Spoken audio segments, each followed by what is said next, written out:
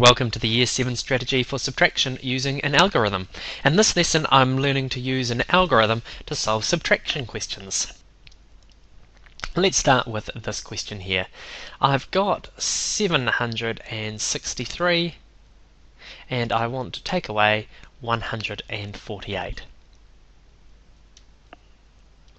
Let's start by looking at these numbers. I can see that I've got 3 ones, but I'm going to have to take away 8 ones. I've got 6 tens and I'm going to have to take away 4 tens. And I've got 7 hundreds and I'm going to have to take away 100. So I'm going to start by setting these numbers out as an algorithm. So I've got 763 and I'm going to take away 148. Notice how I've set them out so there's one number in every box. So I've got my ones column, my tens column, and my hundreds column.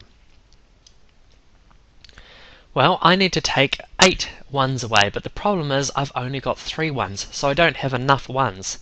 So I'm going to have to go over to my tens column and break up one of these tens. So instead of having 6 tens left, I'll only have 5 tens left.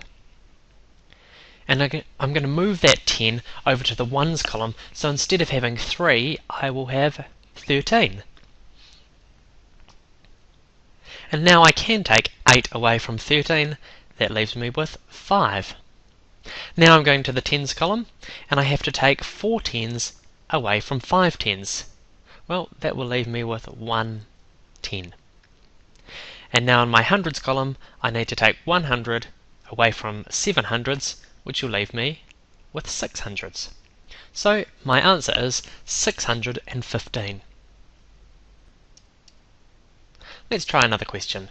This time I've got 435 and I want to take away 188. So I'm going to start by setting these numbers out as an algorithm. So I've got 435, take away 188, and notice how I've got one number in every box. I've got my ones column, my tens column, and my hundreds column. Well, the question says I have to take 8 ones away from 5 ones. So I can't do that. So I'm going to have to come over to the tens column, and I'm going to break this tens column up. And I'm going to leave 2 of the tens there, and I'm going to move the other 10 over to the ones column. So instead of having 5, I've now got 15 ones. And now that I've got 15 ones, I can take away my 8 ones, and that leaves me with 7 ones.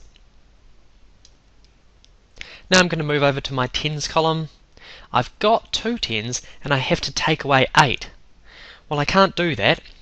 So I'm going to have to go over to my hundreds column, and I'm going to break up the 4 hundreds that I've got there. I'm going to leave 3 hundreds there, and I'm going to move one of the hundreds over to the tens column. So you can see instead of having 2 tens, I've now got 12 tens, and now I can take away my 8 tens.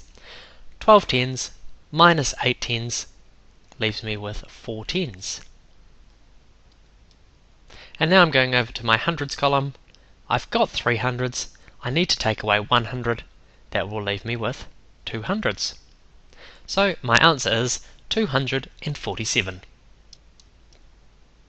Let's think about the important things to remember in this lesson.